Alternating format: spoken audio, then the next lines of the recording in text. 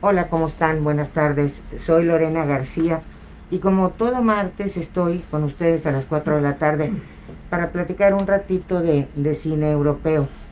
Quiero agradecer como siempre a la Universidad Pedro de Gante, al rector, el señor Fernando Garza, al director de radio, el licenciado Enrique Sánchez, poner a su disposición nuestros teléfonos en cabina 81 86 03 3602 y 81 86 03 3603.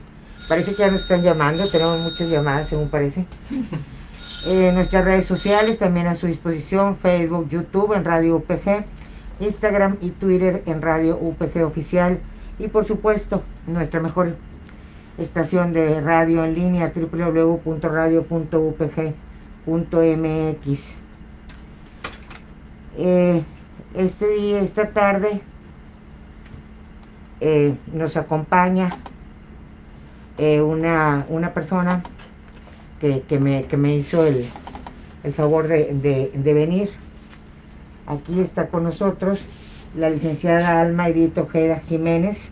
Ella es maestra normalista, egresada de la Normal Miguel F. Martínez y licenciada en Lengua y Literatura Española de la Normal Superior Moisés Sáenz. Alma, te agradezco mucho que estés aquí con nosotros. Gracias a ustedes por invitarme. Aquí estoy a sus órdenes. Es un gusto, ya vamos a platicar y bueno, pues esperemos que a la gente le guste este programa. Si quieren nos retiramos los cubrebocas para que nos escuchen, que nos escuchen mejor. Que nos vean la cara completa y que nos escuchen mejor. Bueno, también le quiero dar las gracias a todas las personas que en el programa pasado nos mandaron comentarios, nos mandaron sugerencias, nos mandaron saludos. Quiero que sepan que todos los comentarios y todas las sugerencias serán tomadas en cuenta, pero bueno, las iremos incluyendo en distintos programas. Como ustedes saben, este programa es por y para ustedes y lo que queremos pues es que les guste. Tengo la costumbre, Alma, de empezar el programa haciendo un resumen del programa anterior, porque quien no lo vio sepa del tema y quien ya lo vio recuerde de qué hablamos. En el programa anterior platicamos de los europeos en América, es decir, de los actores nacidos en Europa que por diferentes circunstancias, las guerras o problemas que hubo en Europa, emigraron a América, a Hollywood, que era una tierra de oportunidades, especialmente en el rubro del cine, y realizaron parte de sus carreras o sus carreras completas en este país. Mencionaba gentes de distintas nacionalidades, algunos ingleses como Jeremy Irons, como Richard Burton, franceses como Alain Delon, no sé si tú recuerdas a Alain Delon. Sí, muy guapo el señor. Exacto, uno de los galanes y de los actores más importantes del cine francés. Gerard Depardieu, también francés. En fin, gentes de diferentes nacionalidades, y hablamos pues de su vida, de sus películas, de los premios que les habían sido otorgados, en fin. En el último segmento de los programas tengo la costumbre de recomendar una película para que la vean y en el siguiente programa platicar de ella. En este caso recomendé una película que a mí me gustó muchísimo, que se llama Adiós a Lenin o Goodbye Lenin. Es una película alemana protagonizada por un actor también alemán que se llama Daniel Brühl, cuya carrera vimos en el programa pasado. Esta película, Alma, fíjate que fue dirigida por un alemán que se llama Wolfgang Becker, que es director de cine, nacido en 1954, que estudió en la Academia Alemana de Cine y Televisión.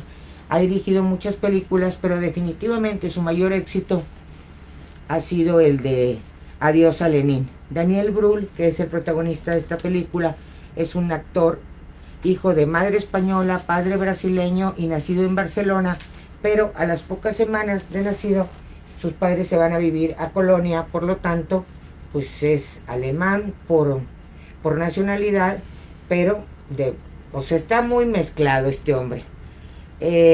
Participó en la película Rouge, que fue una película muy interesante sobre la vida del famoso corredor Niki Lauda. En el 2016 actuó en una película, Capitán América, el Civil War, obviamente esto es en Estados Unidos. Estuvo en el elenco de Bastardos sin Gloria de Quentin Tarantino, es un director bastante importante. Y bueno, ha participado en diferentes producciones, pero definitivamente su mejor actuación la da en el papel que hace en esta película, Adiós a Lenin, el papel de Alexander Kerner. Katrin Saab es una actriz también alemana cuyo principal éxito ha sido precisamente esta película de la que nos ocupamos, y ahí hace el papel de la madre de Alexander, Christian Kerner. Chulpan Kamatova es una actriz rusa, nacida en 1975, ha participado en televisión en Rusia y ha hecho varias películas en Alemania, pero destaca Adiós a Lenin, y en esta película hace el papel de la novia del protagonista. Y por último, María Simon, actriz alemana nacida en 1976, hace el papel de hermana del protagonista con el nombre de Ariane Kerner. Bueno, la película es una película relativamente reciente, es del 2003, y trata sobre Christine Kerner, que vive con su esposo y sus dos hijos en la Alemania Oriental en la época del muro, o sea, en la Alemania comunista. Su esposo los deja y huye a Alemania Occidental, al otro lado del muro, ya que no estaba contento con las ideas del comunismo, digamos que no correspondían con su idiosincrasia. Christine se queda con sus hijos y se vuelve una verdadera fanática del régimen comunista. Dedica todo su tiempo y toda su vida al partido, a los camaradas y a interiorizarse con el régimen. Una noche que iba Cristina a un evento del partido, ve a Alexander Daniel Krull, su hijo, en una manifestación en contra del régimen, y es tanto su disgusto que se desmaya y queda en coma durante varios meses, tiempo en los que permanece en un hospital. En el transcurso de estos meses las cosas cambian en Alemania y el muro es demolido y se da la unificación de Berlín. Obviamente entra la forma de vida capitalista con una cantidad enorme de cambios en todos los ámbitos. Fíjate, desde lo más sencillo, como la llegada de Coca-Cola o la llegada de McDonald's. Cambia el mobiliario de las casas, impresionante. Cambian los productos en las tiendas, se quitan las marcas que había, que eran unas cuantas, y llegan productos americanos y productos de todas partes del mundo a inundar las tiendas pequeñas se vuelven supermercados, y bueno, pues la economía se vuelve capitalista y este es el resultado.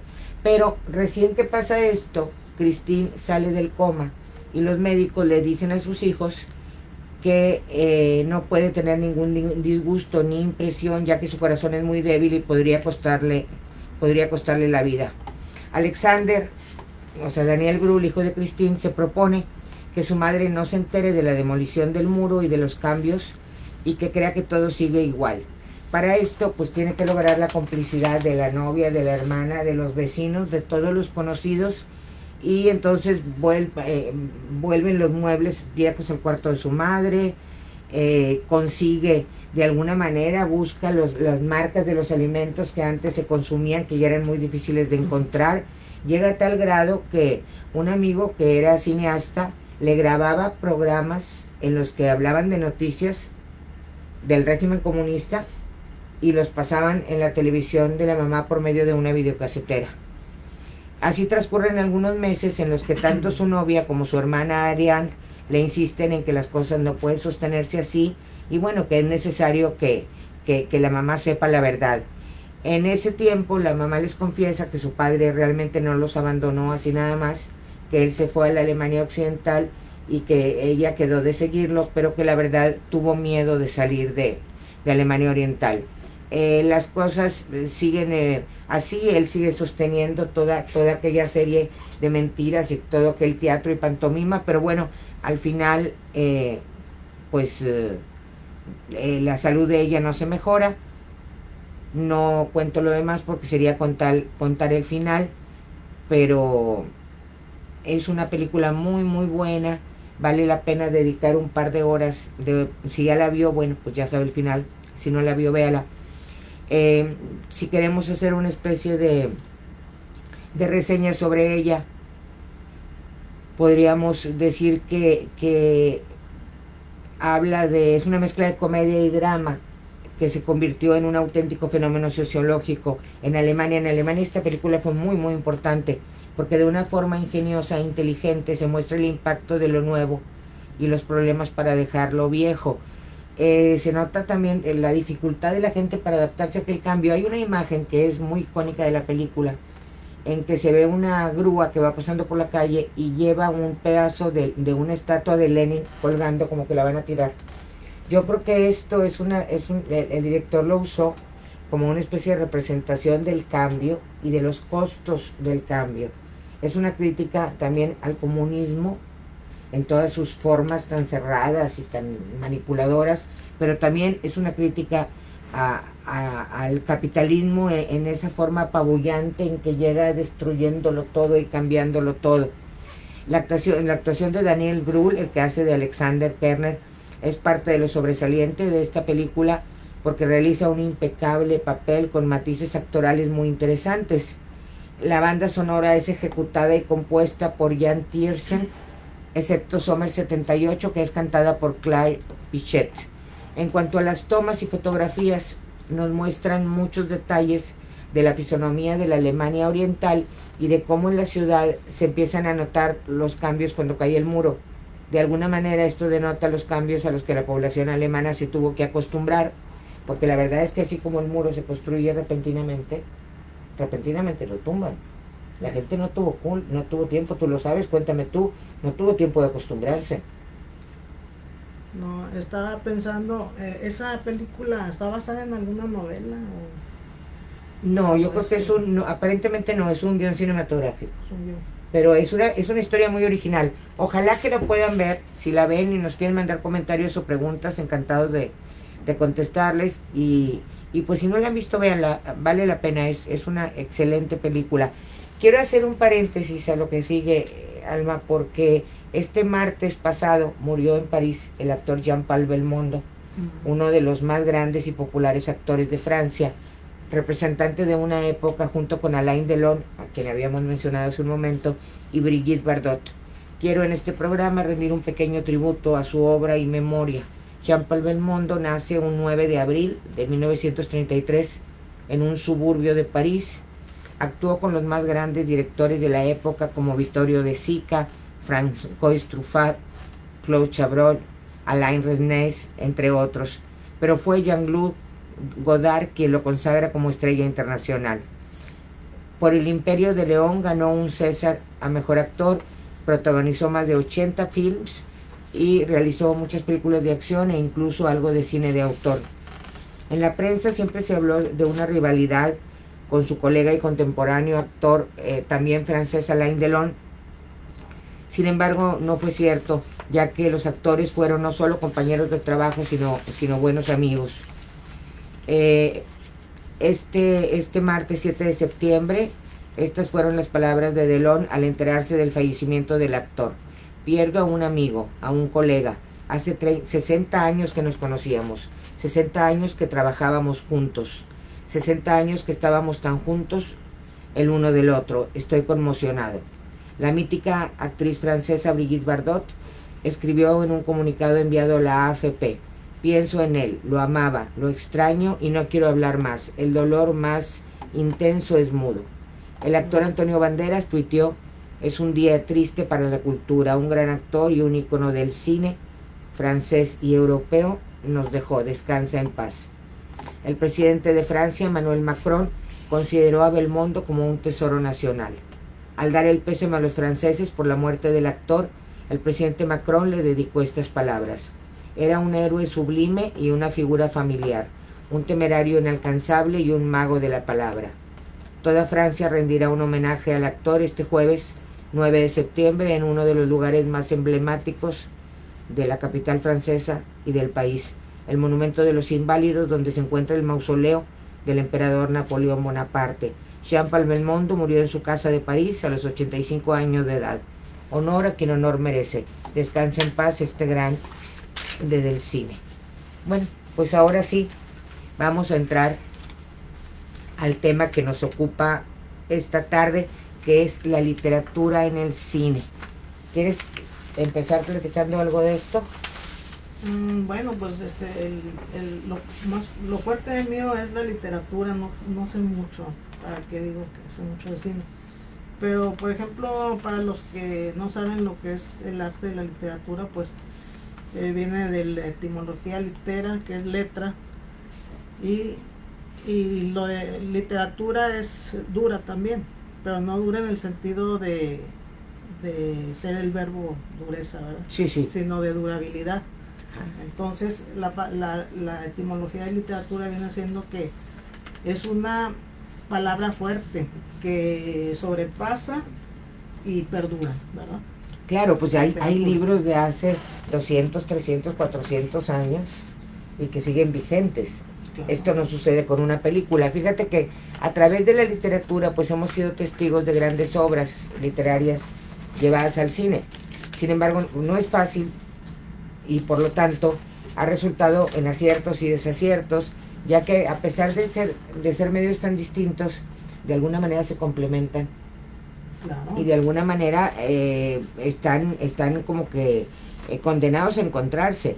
Ahora, hay que diferenciar entre las obras que no fueron escritas para ser llevadas al cine, pero que de alguna manera pueden ser llevadas al cine, y las obras que han sido escritas como guiones literarios para llevarse al cine, ¿no? Sí. Entonces, en lo que comentas de que el cine y la literatura en algún momento se unen, se emparejan, para ir unidos por siempre, por lo que veo. Ya la literatura y el cine, el séptimo arte, sí, realmente cumplen la misma finalidad, ¿verdad? La literatura, pues que tiene como finalidad la elevación, evadirte de una realidad. El cine también. La realidad también que te cambia a otra realidad, de otro punto de ser humano. Claro. Te lleva un conocimiento también. Es una forma de transmitir conocimientos gracias a las obras. Y las obras transmitidas al cine como el séptimo arte por medio del movimiento y la sonoridad de la imagen, pues te lleva un conocimiento que tú, por ejemplo, o muchas generaciones o muchos, si es una época antigua o algún niño está aprendiendo de una época antigua, por ejemplo. Claro. Te lleva la fantasía o la imaginación, por ejemplo, del Quijote de la Mancha, de ahí pueden sacar muchos. Exactamente. Pueden sacar, ¿cómo se le puede decir en el cine? Pues, cada cuento se puede hacer una película. Un cuento tipo de cine para. Claro, una adaptación cinematográfica. Una adaptación, exactamente. Porque fíjate que de alguna manera estas dos disciplinas tienen una misma misión, que es contar una historia, la literatura con palabras y el cine con imágenes. Pero sin embargo hay cierta discrepancia, porque hay gente que considera la literatura, pues, o sea, indiscutiblemente es un arte, pero hay gente que considera el cine un espectáculo. Aunque por algunos haya sido llamado séptimo arte, hay quien lo considera espectáculo. Entonces, para los puristas resulta un poquito difícil y a veces se niegan a aceptar la presencia de la literatura en el cine y aducen que el cine podría crear sus propias obras de otra manera y no tomar a la literatura. Sin embargo, yo pienso que se emparejan en algún momento, por esto que comentamos, porque te evade, ¿verdad? Igual que la literatura. Lo que fue el teatro también, era una evasión estética, que es lo que es la literatura y en cierta forma el cine, pero fíjate que. Y sí te divierte también. Claro, ¿verdad? Te distrae y te enseña. Dicen que, por ejemplo, se suele rechazar la película pensando que la complejidad del texto literario ha sido despreciado por la superficialidad de las imágenes, es decir, que nunca una imagen va a ser tan enriquecedora como un texto literario. Y bueno, puede que sea así, pero tiene otras formas de apoyarse, como es el caso de las imágenes. Pues, por ejemplo, cuando uno lee un libro, lo estás disfrutando, te estás yendo a Finlandia. Lo que pasa es que usa la imaginación. Usas mucho la imaginación, no. Tú usas tu propio criterio como lector, ¿verdad? Sí, pero el cine no da eso. El cine no da esa oportunidad. Sí, pero por ejemplo, es el tema, ¿verdad? La literatura y el cine. En algún momento se confrontan y se emparejan. Yo creo que sí. Fíjate que, por ejemplo, el cine y cómo uno da y el otro recibe, ha recibido de la literatura relatos, argumentos, estilos y formas. Y el cine devuelve a la literatura una manera distinta de ver la obra, bajo la perspectiva del guionista y el director, acompañando a las palabras con imágenes. Sin embargo, el cine, a diferencia de la literatura, nunca va a permitir que el lector cree sus propias imágenes? No, pues, por ejemplo, yo que he leído, pues, una cantidad de libros, cuando veo una película adaptada al libro, no siento que le llega al escritor. Generalmente no. Pero pues precisamente el cine resume para hacer más corto, para economizar costos, claro. A veces la industria de cine, etcétera, claro. Pues hace que se resuma, porque hay veces que las obras literarias son demasiado largas. Exactamente, como sí. Sí, como Hamlet y como la Ilíada y la Odisea, como el propio Don Quijote. ¿Cuándo lo acabarías en una película? Pues no, está muy, entonces de ahí es cuando entra el cine como también una forma de diversión para resumir y tener también un carácter lúdico. Exacto. También viaja en el tiempo, que es una de las características de la literatura, viajas en el tiempo. Te lleva a lugares. Y viaja al espacio también. Claro, pues te puede llevar a donde sea. Sí. A donde quiera. Regresarte el escritor. Con la imaginación a un espectáculo medieval. Sí, o irte a Plutón, no tiene que todavía no se conoce. No tiene fronteras, sí. No tiene fronteras, no tiene tiempos. O sea, muestra una realidad que está más allá de la pluma del escritor en la imaginación del lector. Y esto, el libro brinda la oportunidad de desarrollar la imaginación del lector, como lo decíamos, y crear sus propias imágenes, sensaciones, personajes e incluso olores, mientras que el cine no da oportunidad a la imaginación, mostrando la narración con imágenes en decrecimiento para algunos de la posibilidad del público de recrear la historia. Y fíjate que lo que sí es cierto es que las obras más difíciles de llevar al cine son las obras clásicas. Y eso está reconocido, a pesar de que se han llevado muchísimas, incluso se han llevado al cine obras de Lope de Vega que son en verso, pero bueno, los resultados no han sido muy buenos que digamos, pero es más fácil de adaptar obras contemporáneas. Pues sí, pero pues ya se dice que es séptimo arte. ¿Y quién lo dijo que es un séptimo arte? Lo dijo un italiano. Y aquí tengo... Se me fue el nombre, yo en el primer programa mencioné el nombre del italiano que conceptualizó al cine como el séptimo arte, y que los otros 6 eran la pintura, la escultura, la poesía, la música, la literatura, me falta uno, y luego seguía el cine. La pintura. La pintura. Y luego el cine. Sí, incluso el cine ya tiene desde 1895, desde que los hermanos Lumière el 28 de diciembre 1895 exactamente. Que nació el cine. Que nace el cine con los hermanos Lumière en París exactamente. Ah, mira, aquí está el italiano, ya no recordaba bien, no quería equivocarme. Se llamaba Ricciotto Canudo. Exactamente, Ricciotto Canudo es el primero que agrega en el siglo XX al cine dentro del grupo de las llamadas artes. Hizo ese manifiesto y desde entonces se le llama el séptimo arte. Exactamente, ¿verdad? Así es. ¿Cuál será el octavo arte? Pues yo creo que todavía no existe. Porque al rato vamos a ir en el 28º arte. Sí, ya es que todo va creciendo. Apenas vamos en el séptimo. Sí, ya sé cómo. Que el octavo arte es la fotografía. Pues pudiera serlo, pues al final el cine fue una consecuencia de la fotografía.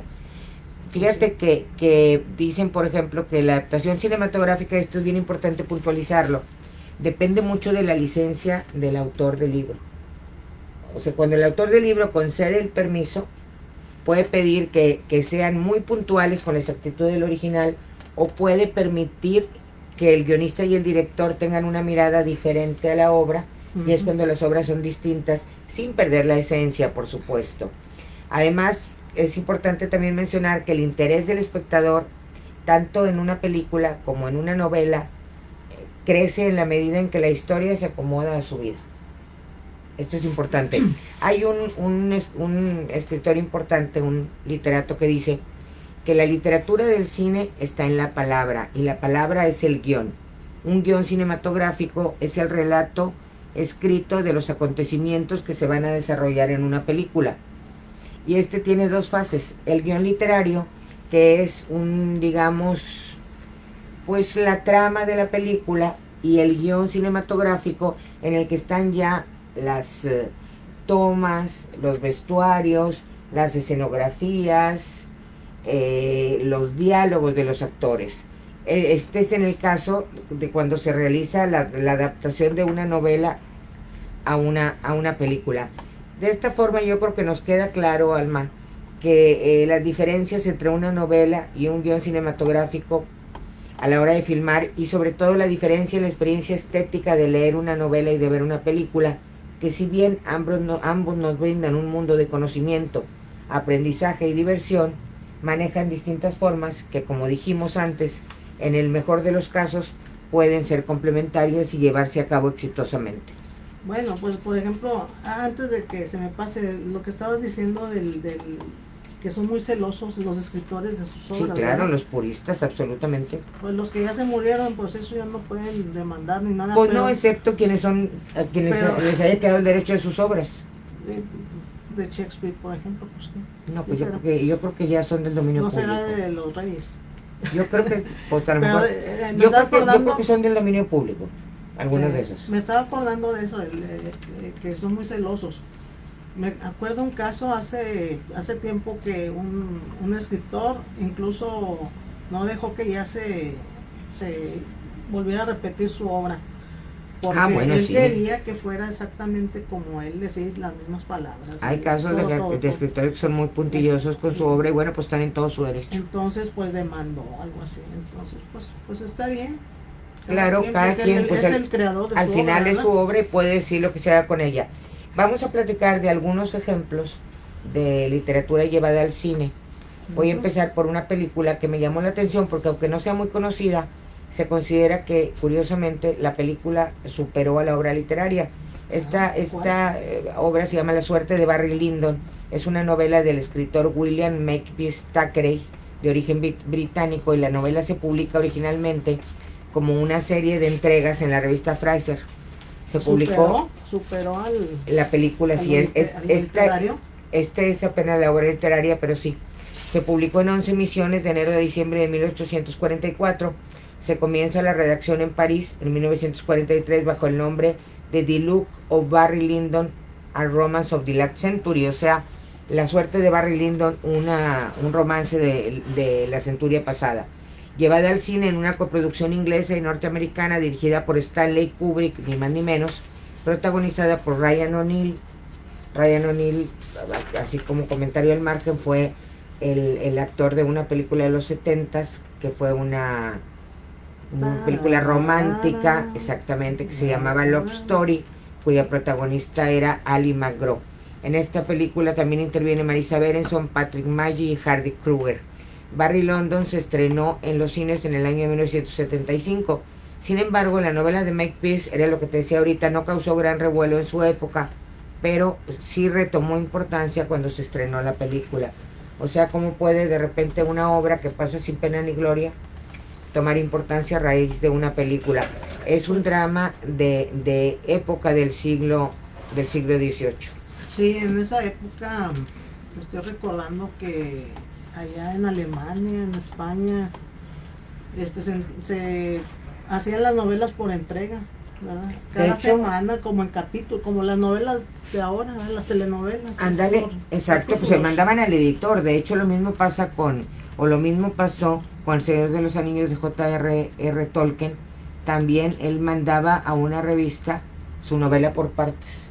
No hizo un libro completo y lo mandó a imprimir, no, eran partes que se mandaban a revistas y especie de magazines de la época, y ahí se iban publicando. Y de acuerdo al éxito que tenían, pues le pedían al escritor más historias o no.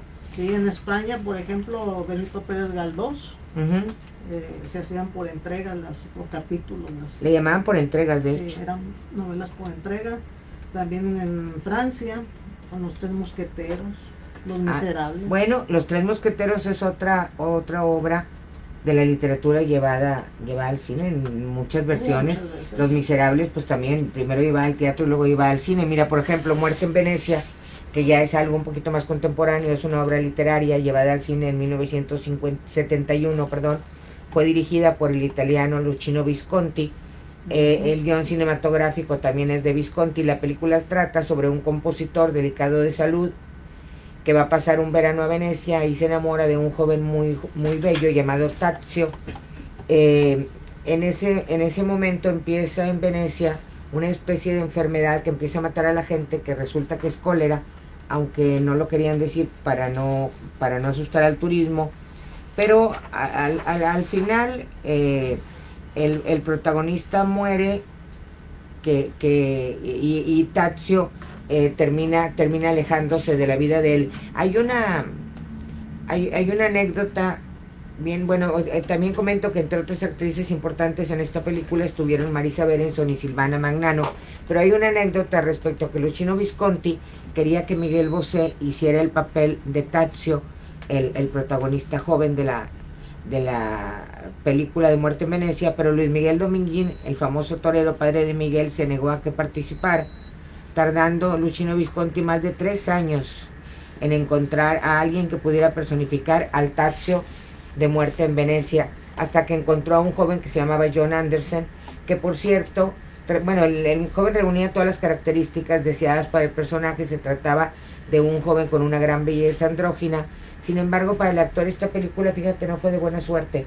Después de esta película no volvió a trabajar en cine, incursionó en la música, le fue muy mal, tuvo muchas tragedias en su vida personal, y lo último que se supo de él es que estaba en condiciones económicas pésimas y con una vida muy poco afortunada.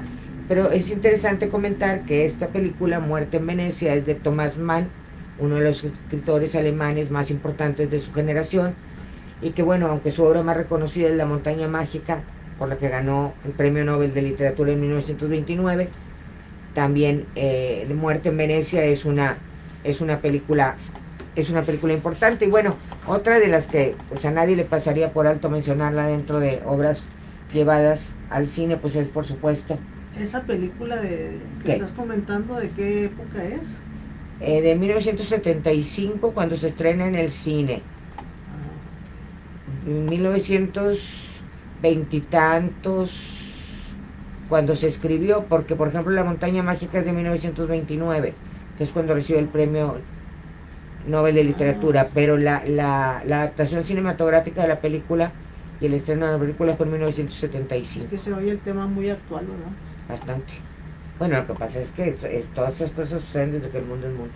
Oye, el ingenioso Hidalgo, por supuesto, pues no puede ser pasado por alto en un programa sobre literatura y cine.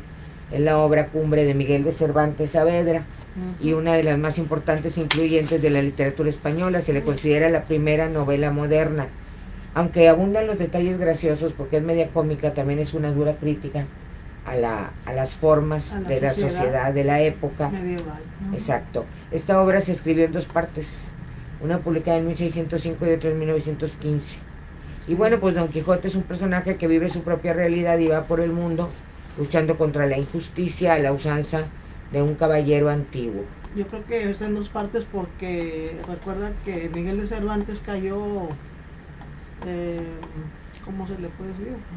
Pues lo apresaron los árabes, se lo llevaron. En la batalla de Lepanto. En la batalla de Lepanto, entonces creo que ahí empezó a escribir otra parte. Seguramente. Por eso de ahí se detuvo. Que por eso le llamaban el manco de Lepanto, porque perdió un brazo durante la batalla. Un brazo en la batalla de Lepanto. Así es. Fíjate que ha tenido esta obra muchas adaptaciones al cine, entre ellas una de 1908 que se llama Don Quijote, el Don Quijote, una inglesa, Don Quijote Dreams, pero la versión más conocida es la de 1974 del director Rafael Gil, obviamente hecha por españoles. El 47. De 1947, sí. Rafael Gil es el director y es protagonizada, entre otros actores, por Fernando Rey, Sara Montiel, Rafael Ribelles.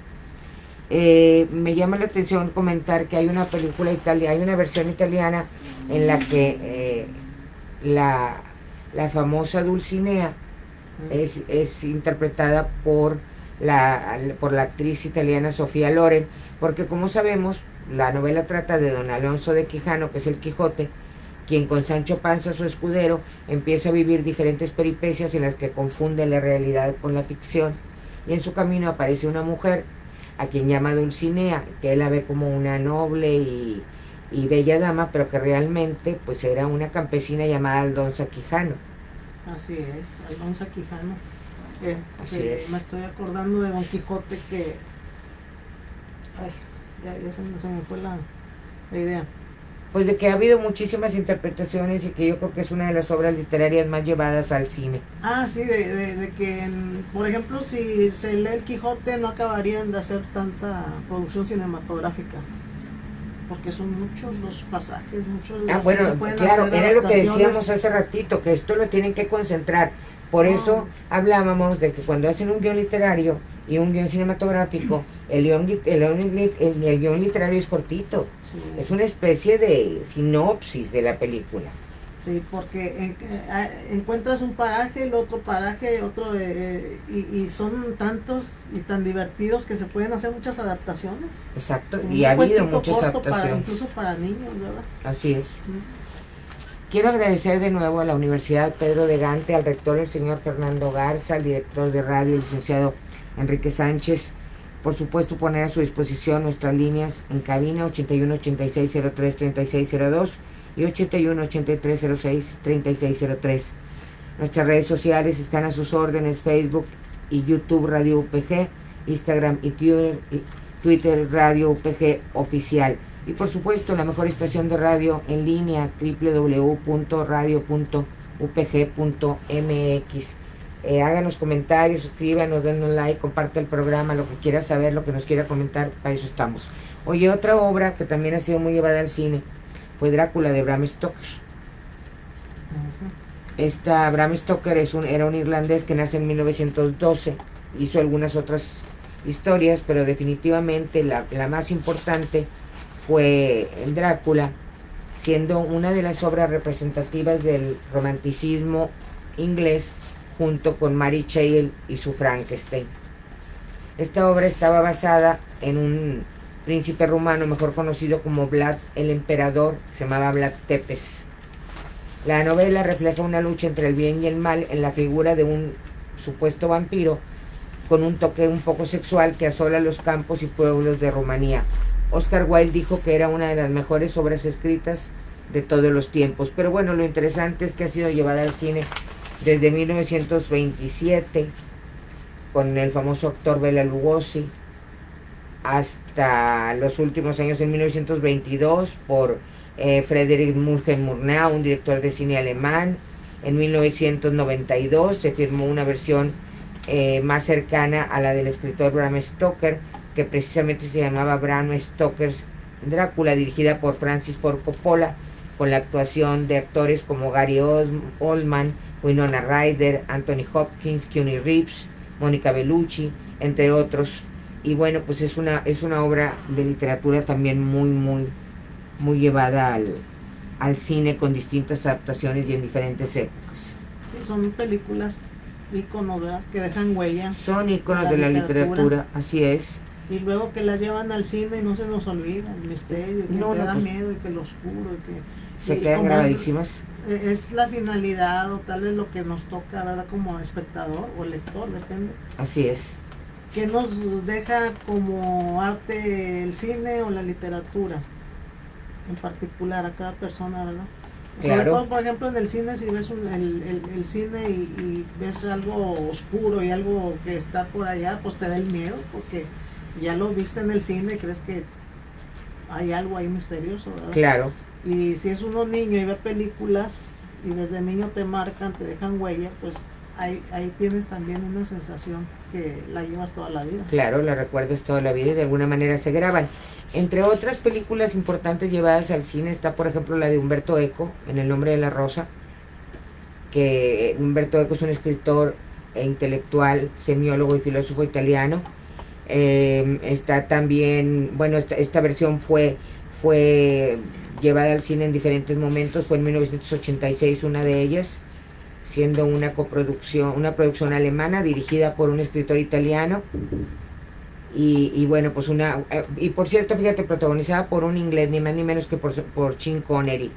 Sherlock Holmes es otra de las obras literarias pertenecientes al género de misterio y aventura, y un poquito también al género fantástico, que han sido llevadas a la literatura. Esta obra fue escrita por Sir Arthur Conan Doyle y es una de las más llevadas, no solamente al cine, ha sido muy llevada a la televisión.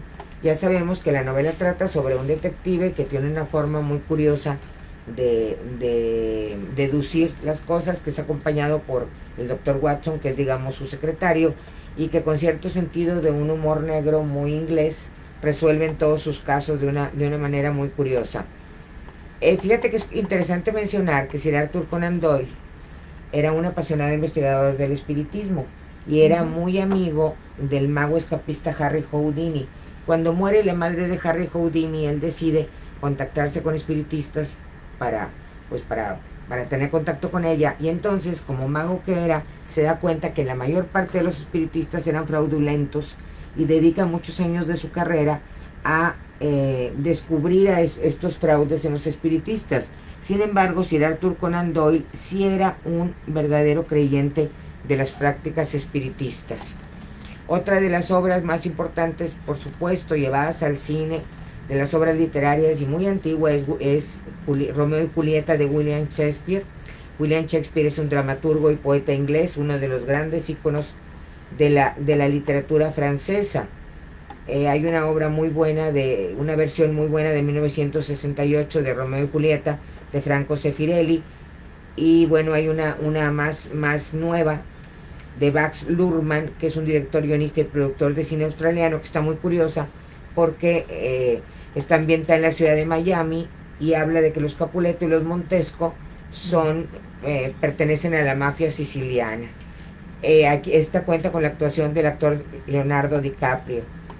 Como podemos ver, el cine abre amplias posibilidades para bien o para mal al mostrar una obra, aún tratándose de un clásico tan antiguo como el Romeo y Julieta de 1600. Lo traslada lo puede actualizar, claro que sí. Y lo que mencionábamos hace rato, que bueno, las películas tienen una vida corta en la memoria de la gente, sin embargo una obra literaria puede vivir años y años. Fíjate que una persona de la audiencia me comentaba que si Disney eran obras de literatura llevadas al cine. Pues de alguna manera sí, porque muchas de las historias de Disney, como La Cenicienta, como Blancanieves, como La Bella Durmiente, provienen de los cuentos originalmente recopilados por los hermanos Grimm. Los hermanos Grimm eran Jacob y Wilhelm Grimm, que se les llamaba folcloristas, eran alemanes, y ellos iban de pueblo en pueblo recabando historias de brujas, de hadas, de hechiceros, de dragones, que eran cuentos más bien oscuros, pero que luego Disney pues los adapta al cine americano y los convierte en cuentos de niños. De hecho, fíjate que en la Bella Durmiente, no en la Bella Durmiente, en Cenicienta, hay una escena en los hermanos Grimm en que las hermanastras se cortan los dedos de los pies y el talón para que les quepa la zapatilla. Entonces era medio curioso los cuentos de los hermanos Grimm. Bueno, nuestro último, yo sé que el tema es muy extenso, pero no lo podemos ver todo. Vamos a nuestro último segmento del programa, que es la recomendación de la película, y tratando de ser congruentes con el tema que tratamos hoy, vamos a recomendar un clásico, el clásico que acabamos de comentar, por cierto, Romeo y Julieta, la obra de Shakespeare. Hay muchas versiones, busque usted la que le guste, hay 3 o 4 versiones, si quiere véala, es fácil de encontrar en las plataformas de internet, y el próximo martes lo comentamos, hacemos un análisis y una reseña.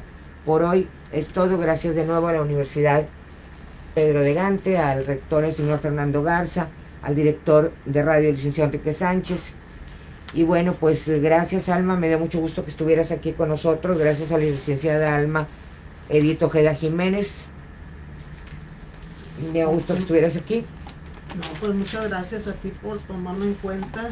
Aquí estoy para servirte, y ya sabes que haya podido aportar. Me hubiera gustado haber dicho más, ¿verdad? Lo que pasa es que tenemos un tiempo. Tenemos un tiempo, claro, pero bueno, ya sabes que este es tu programa y cuando quieras estás permanentemente invitada.